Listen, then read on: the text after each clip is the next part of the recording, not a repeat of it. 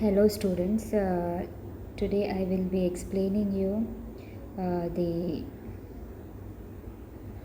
problems under ratio analysis. I have already given you the formulas, explained you the few problems also. Today also with the help of the formula we have to calculate the various ratios. Okay, so the first problem is, if inventory is rupees 60,000, total current liabilities are 1,20,000, quick ratio is 2 is to 1, calculate the current ratio. Now current ratio, what is a formula? Current ratio formula is current assets divided by current liabilities. Okay, now to calculate the current assets and current liability, we need current assets and current liability. We have current liability but we don't have current assets. To calculate current assets, there is one more information given in the problem, is quick ratio. Now what is the formula to calculate quick ratio? Quick asset divided by current liabilities. So if you substitute the value, quick ratio 2 is to 1. Here quick assets 1,20,000, I mean quick liabilities, current liabilities. Now cross multiply it, you will get quick assets 2,40,000. Now quick assets plus inventory is equal to current assets. Okay, so see here, inventory is equal to current assets minus quick assets. So inventory you know 60,000, current assets we don't know, quick assets is 2,40,000. So if you put this side, then it will be current assets is equal to this, you bring this side, so 2,40,000 plus 60,000, it is 3 lakh. So current asset is 3 lakh. Okay, just substitute the values and cross multiply it, not cross multiply, bring the values this side. If it is minus, it becomes plus. So it is 2,40,000, if you bring this side, it becomes plus. So the answer is 3 lakh. Now apply the formula, current ratio is equal to current assets divided by current liability. So it is 3 lakh divided by 1,20,000, 2.5. Okay, so this is what the formula you have to use and compute the current ratio. Okay, sometimes you can't compute directly, the other information will be given. So with the help of that, you have to find out and compute the values. Next problem is, the balance sheet will be given and the various ratios will be given. You have to compute the ratios.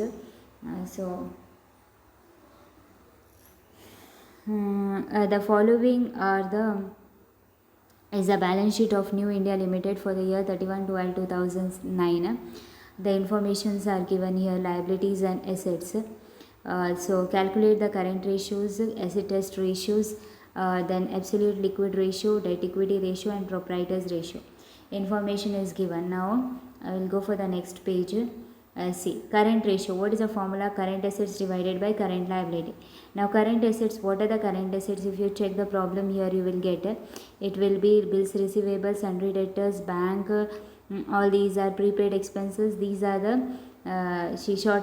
short-term loan, bank, all these are this. So if you total, it is 2,65,000. Same way, if you see the current liabilities, you have bills payable, sundry creditors, bank overdraft and outstanding expenses. So if you add it, you will get 1,65,000. Now 2,65,000 and 1,65,000, divide it, you will get 1.61 is to 1. Acid test ratio. Now acid test ratio, the formula is a quick asset, liquid asset divided by liquid liability. Now how to calculate liquid asset? Liquid asset is equal to current assets minus stock and prepaid expenses. So from the current assets, that is 2,65,000, deduct the stock and prepaid expenses. If you deduct both, you will get the answer 2,30,000. So the current liability is current liability minus bank overdraft. So 1,65,000 minus bank overdraft 30,000, you will get 1,35,000. So asset test ratio is, you divide it, liquid asset divided by liquid liability, divide, you will get 1.70 is to 1. Okay, 1.70 is to 1. Next is absolute liquid ratio. Absolute liquid ratio, the formula is absolute liquid assets divided by liquid liability. Now absolute liquid assets, what are the absolute liquid assets? It is nothing but the short term investment and a bank, which is very quickly, it is like cash, bank, investment, these are called absolute. So if you add this two, you will get 170,000. This is absolute liquid assets. So absolute liquid asset divided by liquid liability. Liquid liability already you have calculated, that is current liability minus bank overdraft. It is 1,35,000. So take here the value. You will get 0. If you divide, you will get 0.51 is to 1. When it is ratio, it is always is to 1. Okay. Next is debt equity ratio. Debt equity ratio is nothing but long term debt divided by shareholders fund. Long term debt you will get have here debentures you have, debentures you have. Then any loans you have taken, yes, only debentures. So here debentures and long term loans both it is given here. So debentures and long term loans 2 lakh, 2 lakh plus 1 lakh.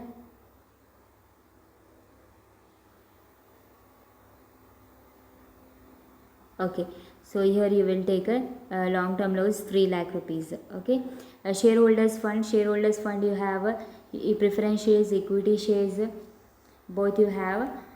Then any other reserves, okay, both you take, add it, you will get. So debt equity ratio divided, you will get 0.2 is to 1. Next is proprietors ratio. Proprietors ratio, the formula is shareholders fund divided by total assets.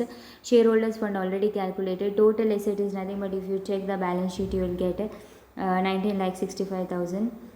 So it is so you will get 0.76 is to 1.